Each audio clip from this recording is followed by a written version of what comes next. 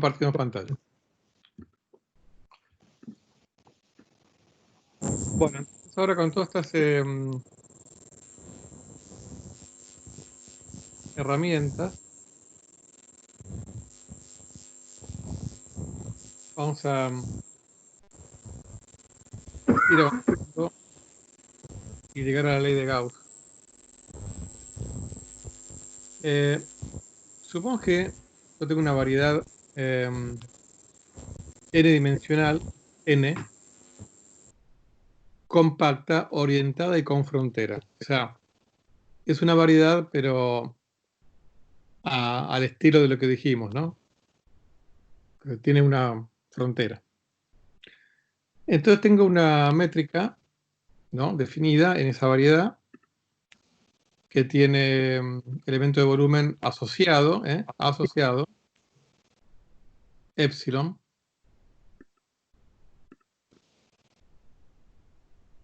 Bueno, entonces, tengo un, si yo tengo un campo vectorial cualquiera, B supra A, perdón, acá faltó.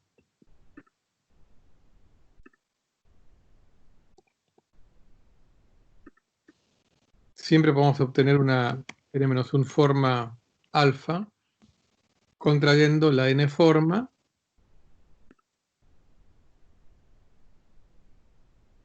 o sea, el elemento de volumen, que es una n forma, lo contraemos con un campo vectorial, uno obtiene una n-1 forma, ¿no? Muy bien. Hasta ahora no hay ningún misterio. ¿Se acuerdan la definición de derivada exterior?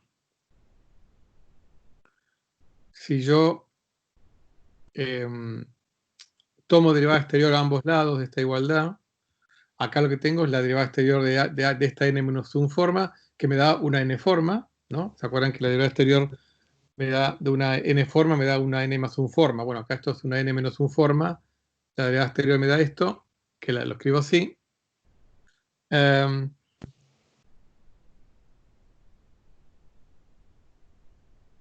Y la derivada exterior, ¿se acuerdan que aparecía la derivada exterior de una p forma? Era el p, o sea, el número p por la derivada covariante antisimetrizada. ¿Qué es lo que estoy escribiendo acá? Acá hay que antisimetrizar sobre los índices, ¿no?, de la n-1 forma. Esta antisimetrización no alcanza este índice mudo, que es el que se está contrayendo acá. Estos son los índices de la n-1 forma, ¿no?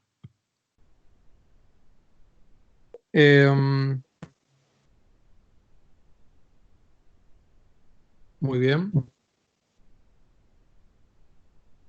Fíjense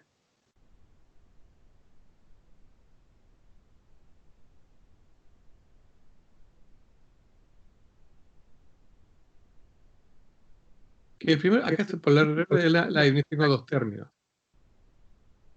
Pero esto es una, o sea, como acuérdense que la contracción conmuta con la derivada covariante. Si yo primero tomo derivada covariante y después contraigo, estoy calculando la derivada covariante antisimetrizada. En todo caso, vamos a la expresión B52, a ver si la encontramos por acá.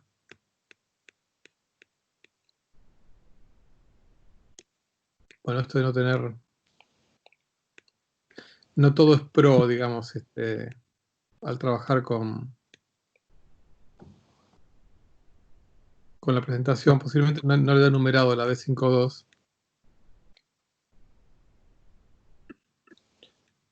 Pero bueno, no importa.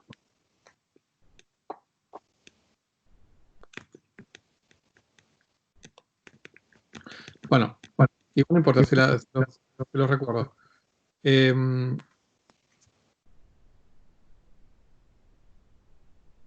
Si yo antisimetrizo respecto de una n forma, no puedo antisimetrizar una n+1 forma.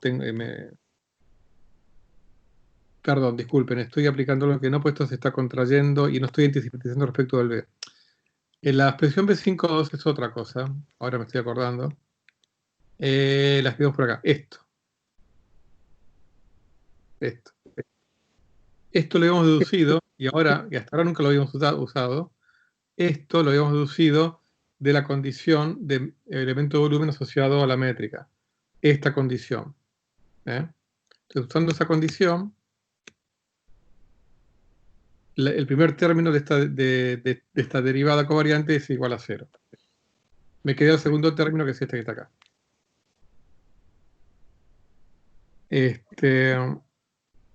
Muy bien.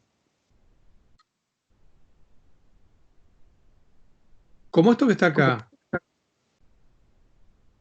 es antisimétrico en estos n índices, evidentemente esto que está acá es una n-forma, con lo cual tiene que ser, digamos, una función, cierta función, no sé cuál, por cualquier otra n-forma. En particular, bueno, esta h va a haber una proporcionalidad entre esta n-forma y esta n-forma.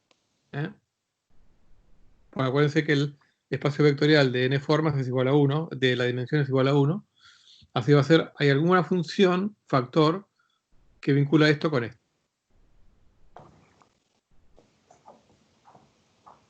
Entonces, esa h la podemos evaluar. ¿Dónde tenía la...?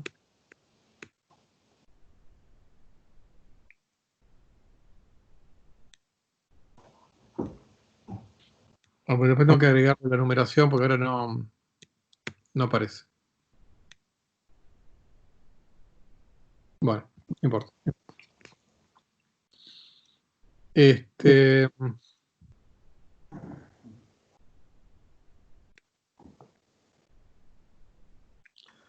A ver, déjenme ver una cosita, voy a aprovechar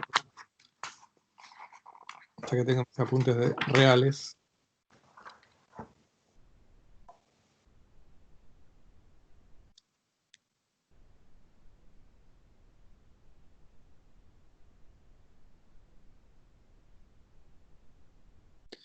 Entonces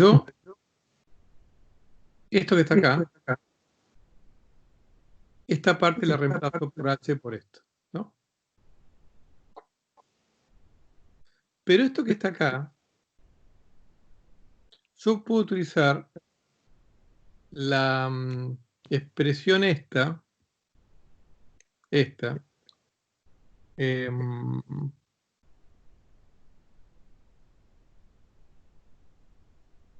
en el caso en que j vale 1.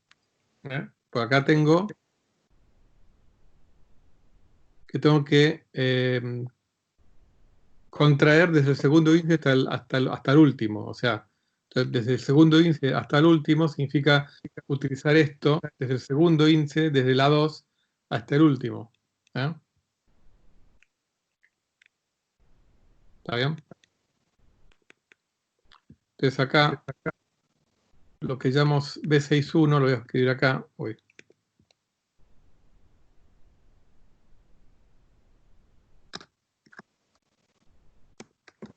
Así ya me queda.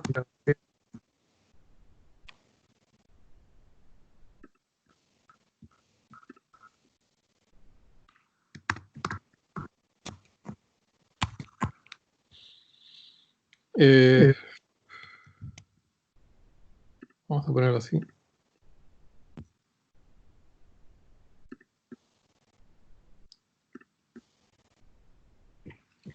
Bueno, aplico la fórmula para esto, la expresión anterior, obtengo esto.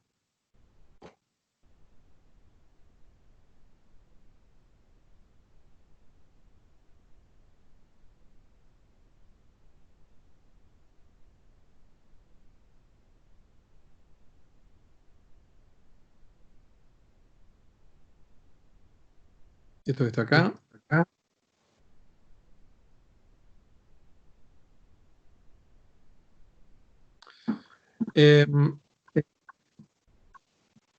Y acá lo que hago es, también esto que está acá, aplico la misma ecuación. O sea, la aplico acá y la aplico acá.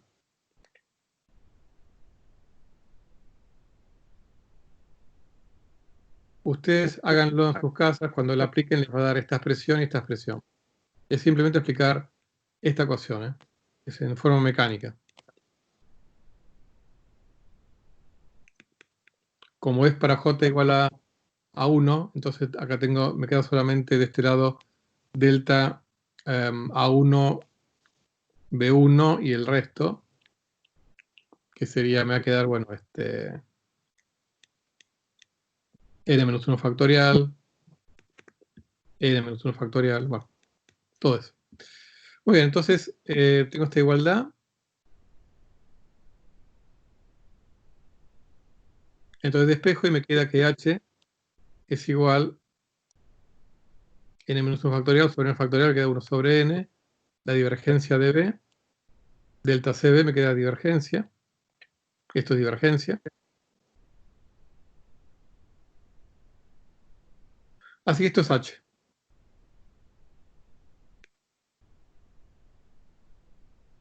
Entonces, diferencial, la derivada exterior de alfa es h, que es esto,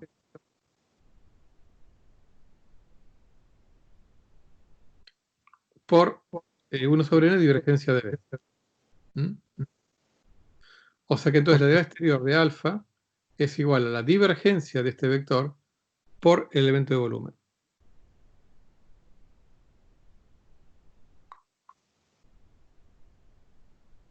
¿Eso qué dice el teorema de Stokes? Fíjense, acá tengo el elemento de volumen de la variedad n. Acá tengo la n-1 forma obtenida con esto. Y este es un vector arbitrario. Pero si yo ahora agarro n, ¿no? Que es esta variedad compacta, calculo la integral de esta n forma, ¿no? O sea, esta n forma que me la construí así. O sea, la derivada exterior de esta n-1 forma, que se escribe así. O sea que, como esto es igual a esto, esta integral es igual a esta.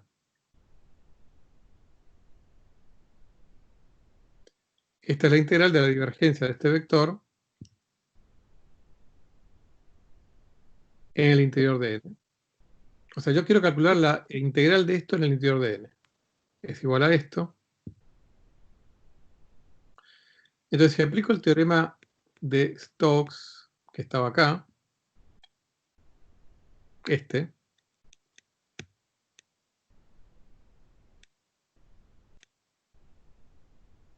aplico el teorema de Stokes, me aparece alfa en la frontera. Pero alfa es igual a esto. En el caso que estamos considerando es igual a esto. La contracción del volumen con el vector este. ¿Eh? Entonces,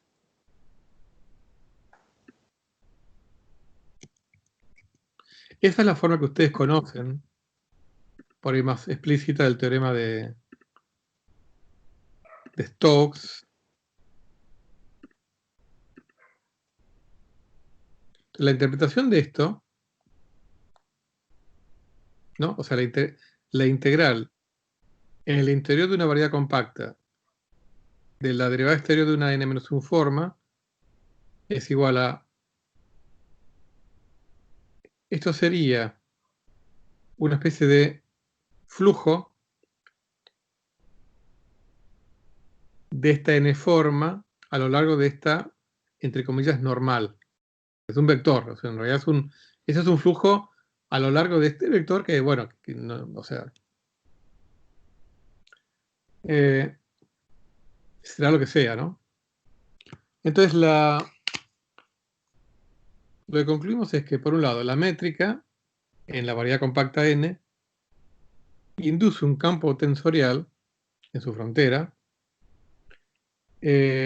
Esto vale siempre, ¿no? O sea, si restringimos la acción de la métrica a vectores tangentes, eso vale siempre, es algo natural. Por supuesto que si la superficie es nula, perdón, pero si no es nula, la métrica no es degenerada. Vamos a ponerlo así.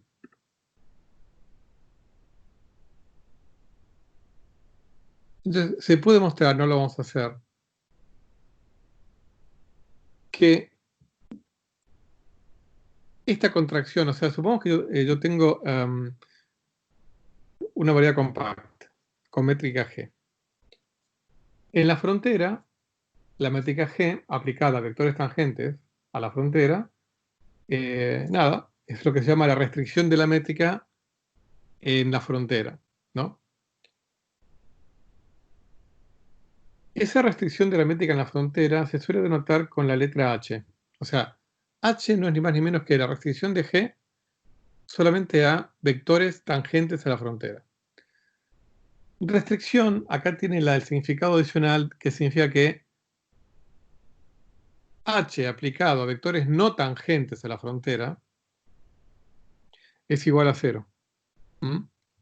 Entonces, la restricción de la métrica a vectores tangentes a la frontera es, que se nota con H, es idéntica a G para cualquier vector tangente a la frontera e igual a 0 para cualquier vector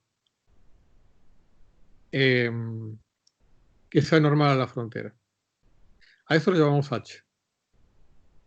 Bueno, se puede demostrar,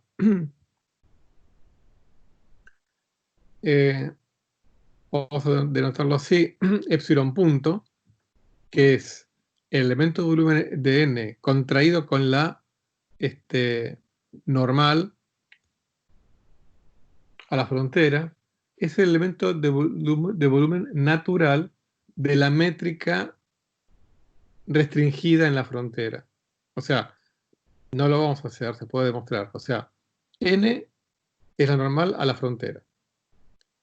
H es la métrica en la frontera, donde por definición la métrica inducida en la frontera es G restringida a vectores tangentes a la frontera, que significa G igual a H igual a G, salvo en vectores normales a la frontera, en donde H vale 0. Elegimos a la normal apuntando hacia afuera,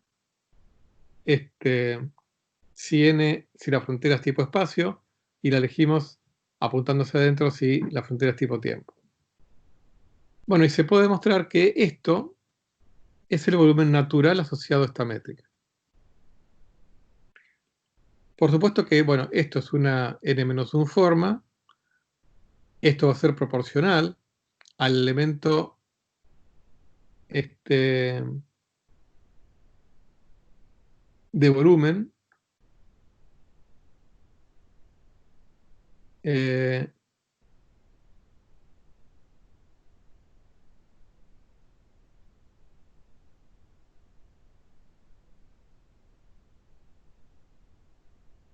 perdón, acá, fíjense, acá agarro un vector B, ¿no? Lo contraigo, me da otra n-1 forma. Por supuesto que va a ser proporcional en la frontera, en la frontera, esto va a ser proporcional a esto. Esto acuérdense que era esto contraído con n. En la frontera.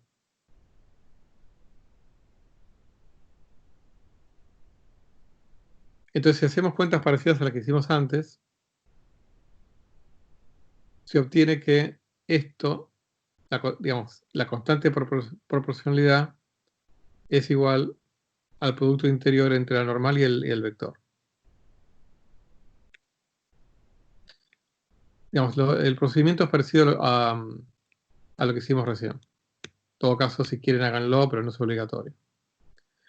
Con lo cual, entonces, el teorema de Stokes toma esta forma. En el caso en que la frontera es no nula, como esto es igual a esto,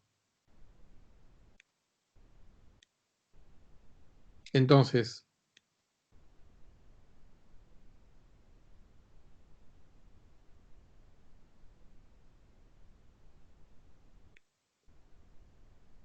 tengo esto que está acá, lo escribo acá, y esto que está acá, lo reemplazo por esto. Pero entonces, ¿esto qué es? O sea, esto es igual a esto, pero esto yo lo pongo acá, y me da la integral de esto con el elemento de volumen asociado a n punto, que acá no lo escribo, porque ya supone que esto es una función que el elemento de volumen, cuando uno no lo escribe, da por supuesto está escribiendo el elemento de volumen asociado a la métrica en n punto. Para cualquier vector. En el caso nulo, eso se complica un poco, pero bueno, uno lo que hace es definir un elemento de volumen utilizando algún vector normal que nos plazca elegir. Le pasa que bueno, ya no va a ser el elemento de volumen natural de la métrica, pero bueno, eso no nos ocupa en este momento. Entonces esto, que la integral de la divergencia es igual a el flujo integral de la divergencia en el interior es igual al flujo en la superficie, es equivalente al teorema de Stokes. ¿Ya? Lo que pasa acá está en la forma de la ley de Gauss. Finalmente, como último tema,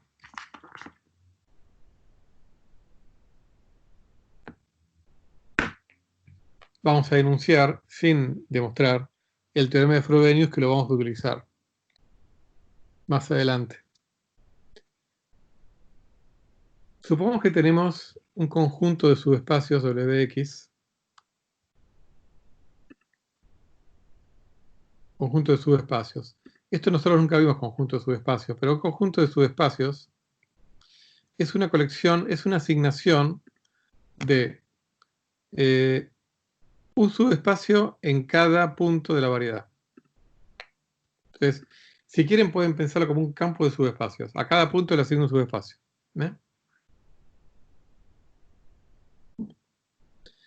Esta colección es suave en X, o sea que para todo punto de la variedad existen entornos abiertos de cualquier punto de la variedad, ¿no?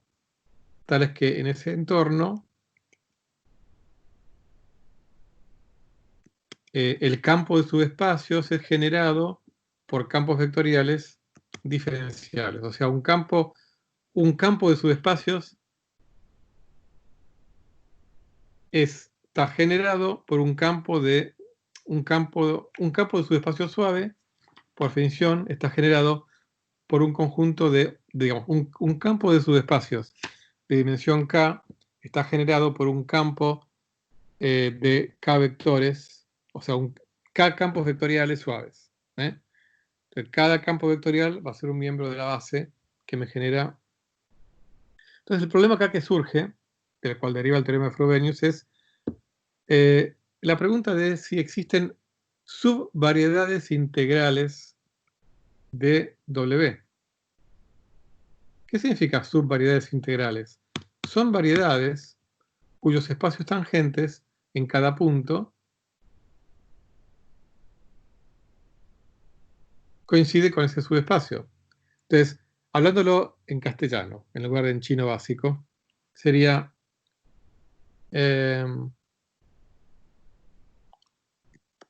voy a marcar S, su variedad es S. Un caso sería cuando vimos congruencias de curvas y hablamos de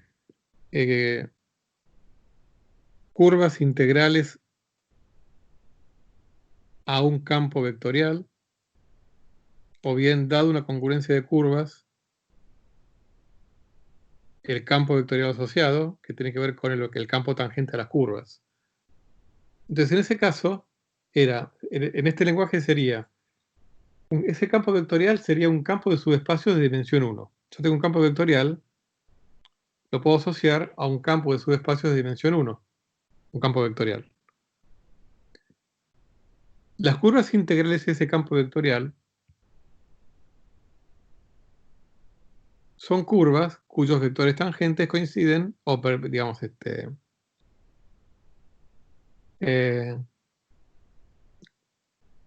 pertenecen a ese subespacio, a ese campo de... O sea, en cada punto el vector tangente pertenece a ese subespacio que yo definí, de una dimensión. Y las variedades integrales, en este caso, la variedad sería, en este caso, la curva. Cada curva sería una variedad de una dimensión integral, integral de ese campo vectorial. O sea, una curva sería una variedad de dimensión 1, ¿no? Acá es un problema más general. Yo tengo un campo de subespacios suave y quiero saber si hay subvariedades integrales de ese, o sea, que significa que son subvariedades tal que los vectores tangentes acá en cada punto pertenecen al subespacio tangente W en ese punto. Eso sería subvariedades integrales. Un caso particular sería el siguiente. Yo tengo un campo vectorial, A,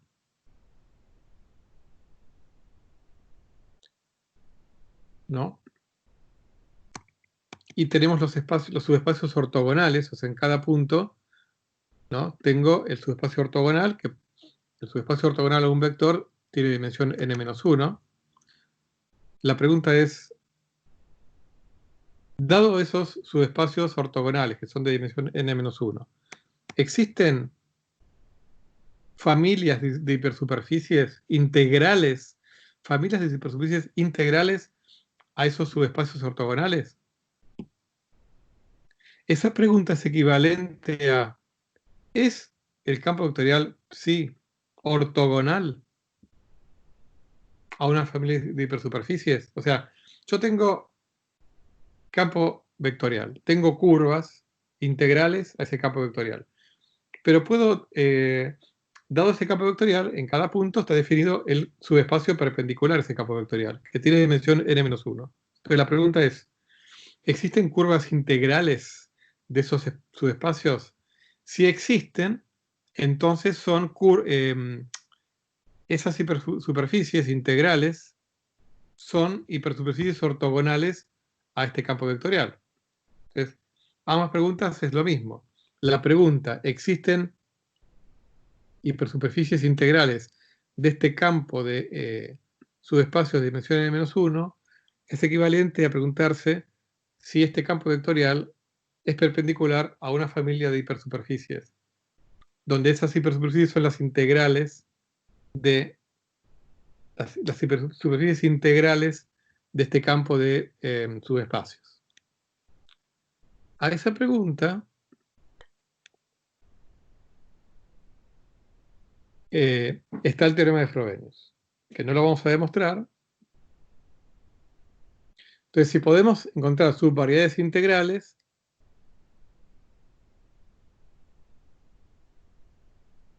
definimos un sistema de coordenadas en esas subvariedades, ¿no? Supongo que tienen dimensión m, las variedades, o sea, las variedades y el espacio, los subespacios, ¿no? Tienen dimensión m. Si es una base coordenada, los miembros de la base van a conmutar. Acuérdense que si son coordenados conmutan. Entonces, si yo tengo cualquier par de vectores que pertenezcan a W, el conmutador, bueno, van a ser ciertas funciones, o sea, combinaciones lineales combinaciones lineales de la base, ¿no? Estoy en un punto, ¿eh? Estos no son combinaciones lineales. Estoy en un punto, no estoy hablando de campos. Esto es aplicando la definición de conmutador, ¿no? Que es el vector aplicado a esto, ¿no? Acá me queda el vector aplicado a esto, menos g por x aplicado a f. Entonces, estas son funciones. Estoy acá calculando en un entorno del punto. Estas son funciones, disculpen. Lo trabajo. Acá saco como un xnu.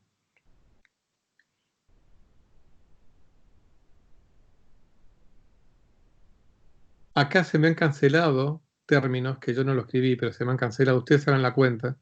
No se las voy a hacer porque no lo tengo acá desarrollado y no puedo escribir acá. Pero ustedes apliquen la definición de conmutador y van a ver que les quedan solamente esos dos términos.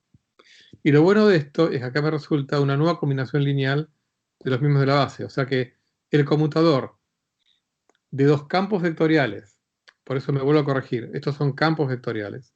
El conmutador de dos campos vectoriales pertenecientes o tangentes a W también es tangente a W.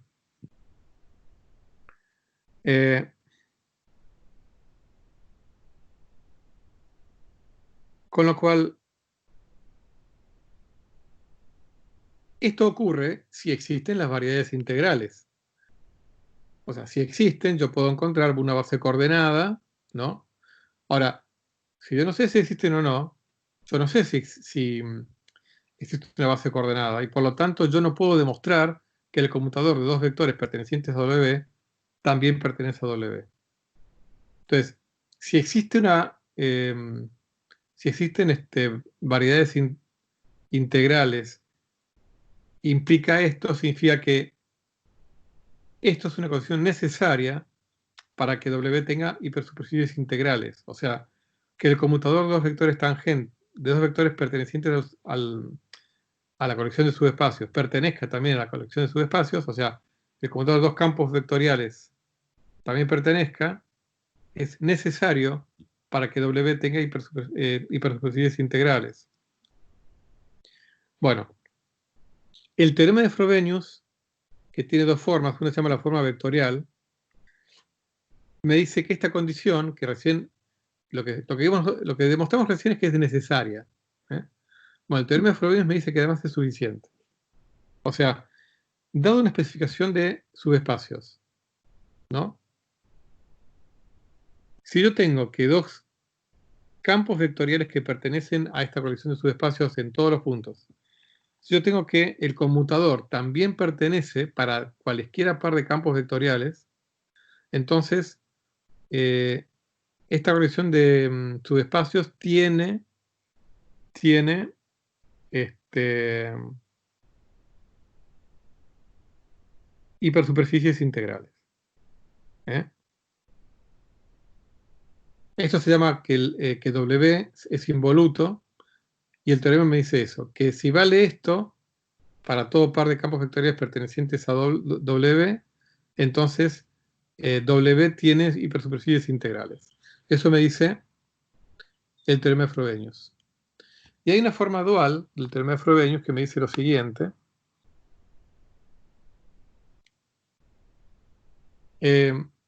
Dado estos subespacios W, que en cada punto están incluidos, por supuesto, en el espacio tangente completo, entonces, las unoformas o vectores duales que son perpendiculares a estos subespacios, o sea, estas unoformas, que son perpendiculares o si quieren normales a este Wx, por supuesto que generan un espacio de dimensión n-m, ¿no? Perdón.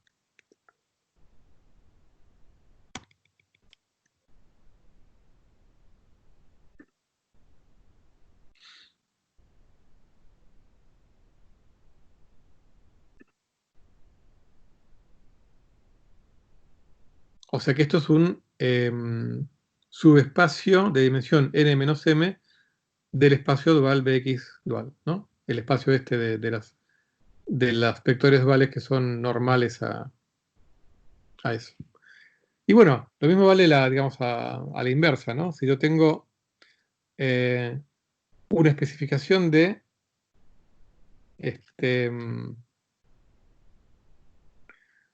subespacios duales de dimensión n-m,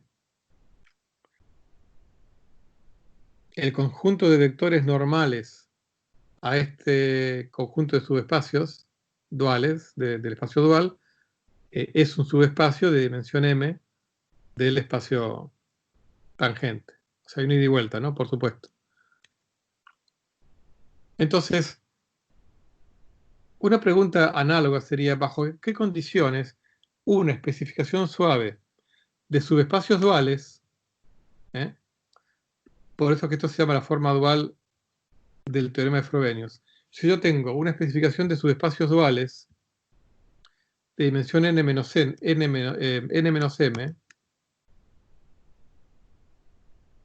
¿no? De unoformas, ¿cuáles son las condiciones para que tengan subespacios tangentes asociados en el sentido en el sentido que vimos antes, o sea, que sean ortogonales, o sea, bajo qué condiciones tienen subespacios tangentes asociados, o sea, en el sentido que sean ortogonales, que admitan subvariedades integrales? Bueno, entonces yo uso el teorema de Frobenius, que me dice que para que admitan subvariedades integrales, cualquier par de vectores de W, por supuesto que cualquier omega perteneciente a T estrella tiene que ser ortogonal tanto a Y como a Z. Como por el teorema de Frobenius, el conmutador también pertenece a W, omega también también es ortogonal a esto, ¿no? Ahora bien, yo escribo conmutador con la expresión que habíamos encontrado hace un tiempo. Esto es igual a 0. Esto puedo, manipulándolo un poquitito, utilizando la regla de Leibniz. No me voy a detener mucho porque es bastante trivial esto. Utilizo la regla de Leibniz, uso el hecho de que omega es perpendicular a z y a y, y me da esto. O sea que 0 es igual, esto sería la derivada exterior de omega, contraído con cualquier par de vectores y z. Entonces, ¿cómo esto vale para digamos, para todo vector dual? O sea, si yo tengo y z fijo, ¿no? Y varío el vector dual, esto vale para cualquier vector dual. O sea, cualquier vector dual cumple que su derivada exterior contraída con cualquier par de vectores de W me da 0. Por lo tanto,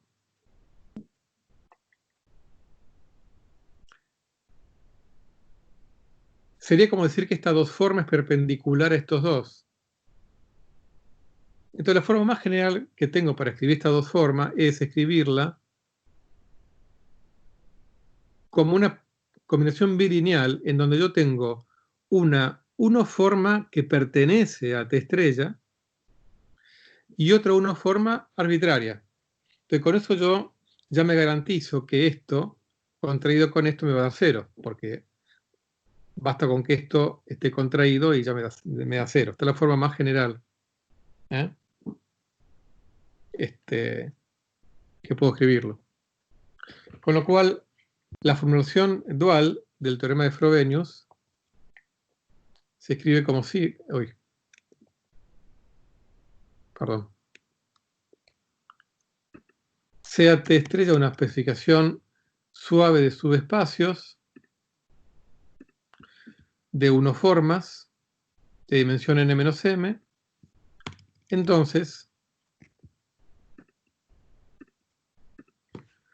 el subespacio asociado de dimensión m, ¿no? W, admite subvariedades integrales si, solo si, para cualquier vector perteneciente a este T estrella, su derivada exterior se puede escribir como una especie de combinación bilineal, donde acá hay un producto cuña y donde los mu pertenecen a T estrella, pero los B son arbitrarios. Entonces, la utilidad de esto es que si este T estrella, hay una utilidad de un caso particular, y es que si el T estrella se genera por un cierto vector dual, ¿no? O sea que sería un caso en donde donde m vale 1, ¿ok? Dimensión 1. Entonces, W va a ser el espacio de los vectores ortogonales a esto, ¿no?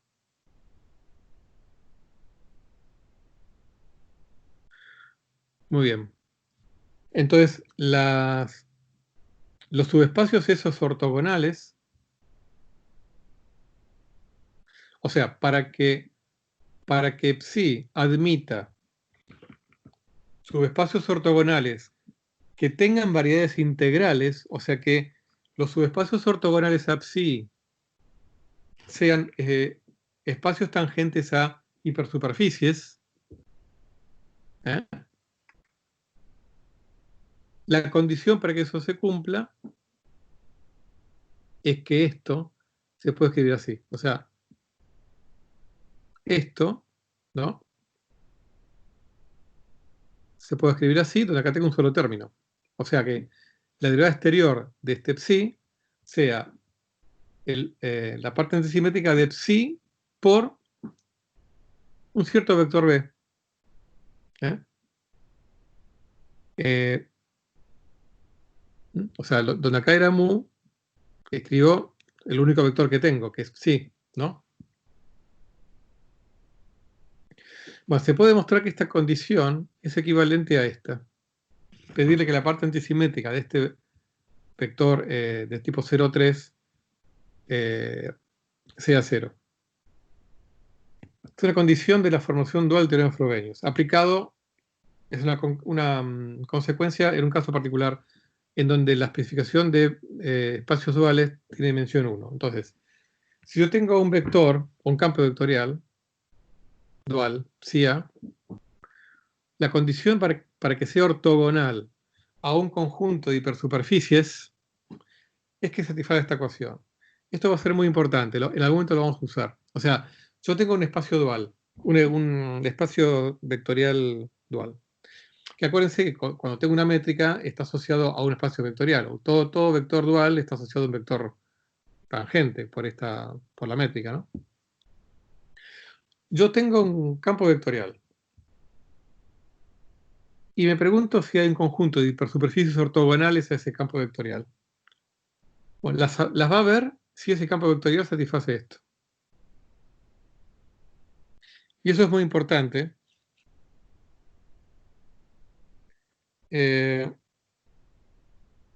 Y lo vamos a ver cuando estudiemos la solución de Schwarzschild y sus simetrías. O sea, en cosmología también se usa. Entonces, por ejemplo, si yo tengo